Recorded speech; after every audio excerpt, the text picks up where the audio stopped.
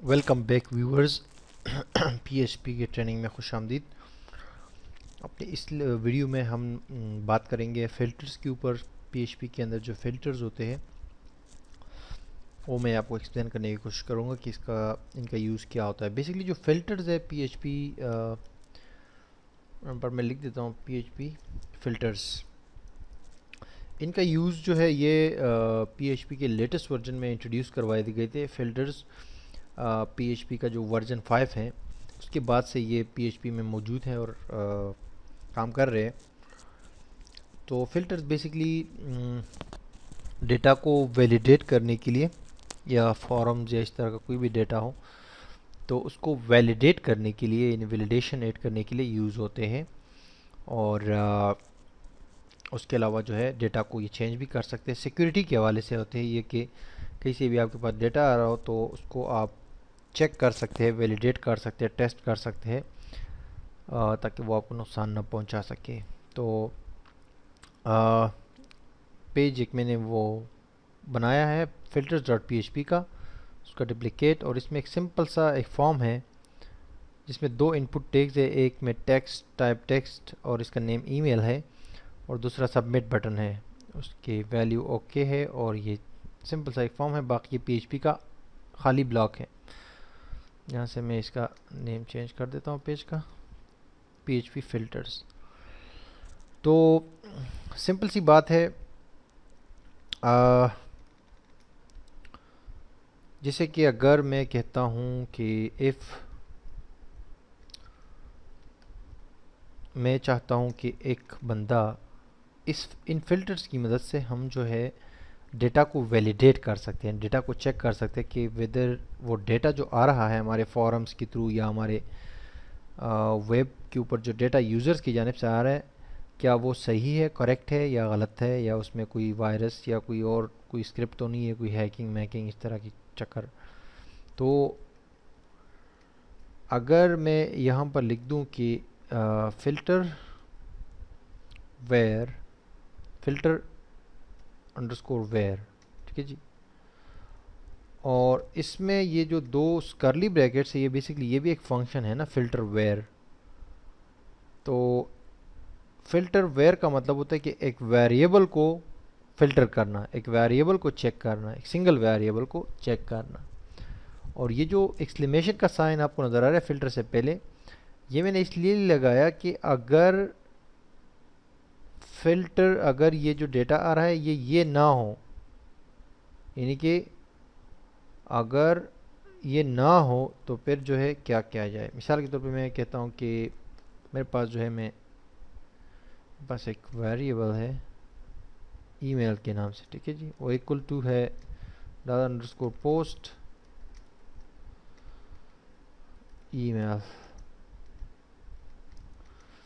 इस local variable email में मेरे पास वैल्यू आ रही है इस फील्ड से, ठीक है जी, इसमें सेव हो जाएगी। उसको मैं वैलिडेट करना चाहता हूँ कि यूज़र जो है उसमें जो ईमेल डाल रहा है वो सही डाल रहा है, सही ईमेल है, उसका फॉर्मेट सही है या नहीं है। और ये पोस्ट मेथड है इस फॉर्म का, तो मैंने यहाँ पर पोस्ट का जो ग्लोबल एरे है पीएचपी के अंदर, ग्लोबल वेरिएबल है, उसको यूज़ किया। तो अब मैं यहाँ पर कहता हूँ कि ईमेल के नाम से जो वेरिएबल है ये चेक कर लो और देखो फिल्टर वैलिडेट अंडरस्कोर ईमेल। ये मैंने अभी फ़िल्टर इसके ऊपर लगा दिया, ठीक है जी, फ़िल्टर अंडरस्कोर वैलिडेट ईमेल, ठीक है जी। तो मैं कहता हूँ अगर ये वैलिड हो, ठीक है जी, तो मैं यहाँ पर लिख देता हूँ कि h2 का टैग है और email is valid and okay, h2 close. और इल्स की सूरत में मैं कहता हूँ कि echo h2 tag email is not valid, h2 close। Simple सी बात है, एक हमारे पास वैल्यू है ईमेल की, कोई ईमेल जो है फॉर्म में एंटर करेगा, और यहाँ पर हम चेक कर रहे हैं कि ये जो है इसका मतलब होता है नॉट। ठीक है जी। अगर ये जो फिल्टर हम यूज़ करें, अगर ये फिल्टर वेरिएबल ऐसा ना हो कहीं पर, मतलब है कि ईमेल किसी ने गलत डाल दी हो, तो आप इसको काइंडली चेक कर ले। हमने ये फिल्टर का जो वैलिडेशन का जो ये कमांड है, या आप कह सकते हैं इसको जो ये फंक्शन है, इसको हमने यहाँ पर कॉल कर लिया फिल्टर अंडरस्कोर वैलिडेट ईमेल। तो ये अगर ओके होगा, ईमेल सही होगा, तो हमें बता देगा यहाँ पर कि email is valid and okay, अब हम आगे इसको लेकर जा सकते हैं। ठीक है जी। और ओके नहीं होगा तो फिर तो नहीं लेकर जा सकते, तो एल्स का ये हमारे पास आ जाएगा कि ये ठीक नहीं है। तो अब ये हमारे पास पेज है, यहाँ पेज को आके हम रिफ्रेश करते हैं, email is valid and okay. चलो लेट्स चेक, ये एक सही ईमेल है, मैं इस पर ओके कर देता हूँ। Email is not valid, email तो ठीक है, लेकिन फिर क्यों ये कह रहा है कि ईमेल इज़ नॉट वैलिड। सबसे पहले तो हम यहाँ पर इफ़ इस सेट की कंडीशन लगाते हैं। ठीक है, यहाँ पर सबसे ऊपर इफ़ इस सेट मीन्स कि अगर ये पोस्ट मेथड हो और ये जो सबमिट का बटन है ना, ये प्रेस होना, तो फिर ये पूरा जो नीचे कोड है ना, ये उसके बाद जो है एग्जीक्यूट हो जाए। ऐसे डायरेक्ट, क्योंकि डायरेक्ट एग्जीक्यूट हो रहा है तो हमें प्रॉब्लम होगी ना। तो मैंने क्या कहा कि इफ़ ए सेट का मतलब होता है कि अगर कोई चीज़ एक्टिव हो या कोई चीज़ पे क्लिक हुआ हो, तो मैंने कहा कि ये जो बटन है ना, सबमिट इसका नाम है और पोस्ट मेथड है, तो अगर ये क्लिक हुआ हो तो फिर ये नीचे जो इसके अंदर जो सारा कोड है ये फिर एग्जीक्यूट हो जाए, ऐसे ना हो। तो अब जो है ये फालतू चीज़ें नहीं आएंगी ना, खाली होगा। अब मैं ये ईमेल देता हूँ, okay, email is not valid. दूसरा ईमेल इज़ नॉट वैलिड, तो फिल्टर वैलिडेट अंडरस्कोर ईमेल, तो हमने कहा कि पोस्ट ईमेल, उसको इसमें सेव कर दिया। हमने कहा कि ठीक है ये कर दो, if filter var is not filter var, filter validate email. कहीं इसकी स्पेलिंग में तो कोई मसला नहीं है, let me check on Google.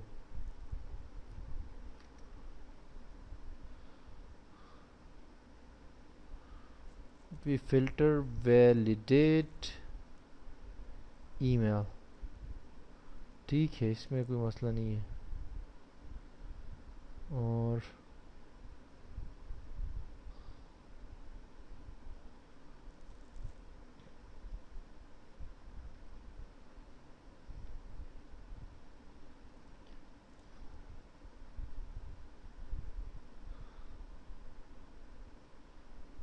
ये इज़ नॉट में हटा देता हूँ यहाँ से। ठीक है, ये जो नॉट का वो साइन था ना, वो मैं हटा देता हूँ। अभी हम चेक करते हैं, ईमेल दे देता हूँ, okay, email is valid and okay. और अगर मैं कोई गलत देता हूँ, मतलब वो .com मैंने हटा दिया, फिर भी सही दे रहा है ना। देखो, एक मिनट में ऐसे ही कोई नाम दे देता हूँ, कोई ऐसे आगे पीछे, ओके, अब ठीक है। ये मैंने मोबाइल नंबर दिया, देखो, और अगर मैं ईमेल देता हूँ तो ये सही हो जाता है। बेसिकली बात ये थी ना कि हमें ये जो नॉट की कंडीशन है ना, ये नहीं लगानी थी। इसकी ज़रूरत यहाँ पर नहीं है, इसकी ज़रूरत हमें फिर दोबारा हो सकती है, लेकिन यहाँ पर इसकी ज़रूरत नहीं है। तो सिंपल सी बात है कि फ़िल्टर अंडरस्कोर वेयर ये ईमेल है, और इसको वैलिडेट करो, फ़िल्टर अंडरस्कोर वैलिडेट ईमेल। तो अगर ये बेसिकली ईमेल सही फॉर्मेट में है तो ठीक है, नहीं है सही फॉर्मेट में तो फिर इसको यूज़र को मैसेज, तो इस तरह इसको हम वैलिडेट कर सकते हैं। और हम सिंपल लाइक दैट हम वो भी कर सकते हैं, अपना वेबसाइट अगर हम चाहे तो उसको हम यूआरएल कर देते हैं उस नेम को, और इसको भी यूआरएल कर देते हैं, इसको भी यूआरएल कर देते हैं। और यहाँ पर हम कहते हैं कि फ़िल्टर वेरिएबल, उसका नाम है यूआरएल, और यहाँ से हम इसको चेंज करके URL कर देते हैं। ठीक है जी, अब आते हैं और हम अगर ईमेल देंगे, सॉरी, अच्छा ये URL हो गया। देखिए अब इसमें ईमेल्स नहीं आ रहे इस फील्ड में। ईमेल इसमें अगर हम डालेंगे ना तो ये नॉट वैलिड करेगा, this email is not valid. बल्कि हम इसको भी चेंज कर देते हैं, URL is not valid, URL is valid. ये हमने URL कर दिया ना बेसिकली। अब हम URL को चेक कर रहे हैं, वैलिडेट कर रहे हैं बेसिकली फ़िल्टर के थ्रू। तो अगर मैं ये वेबसाइट देता हूँ तो ये रहे URL is valid and okay. अगर मैं ये URL दे देता हूँ, इससे ये हटा देता हूँ www https ओके कर देता हूँ, तो ये कह रहा है कि URL इज़ नॉट वैलिड। तो ये हम URL को भी कर सकते हैं, हम इनपुट टैग्स को भी कर सकते हैं, इनपुट के जो वैल्यूज़ आ रहे होते हैं उनको भी हम फ़िल्टर कर सकते हैं। और बहुत सारी इस तरह की चीज़ों को हम फ़िल्टर कर सकते हैं। वो आगे अगर प्रोजेक्ट में ज़रूरत पड़ेगी ना तो वहाँ पर हम प्रैक्टिकल भी आपको यूज़ करके दिखाएंगे, तो फिर आपको मज़ीद जो है इसका समझ आएगा। एनीवेज़ ये था फ़िल्टर्स के हवाले से, PHP के नए जो फ़िल्टर्स है उस हवाले से बात हो रही थी। और नेक्स्ट वीडियो में हम PHP फ़ाइल के ऊपर बात करेंगे कि PHP में आप फ़ाइल किस तरह न्यू फाइल्स ओपन कर सकते हैं, क्लोज़ कर सकते हैं। Stay tuned.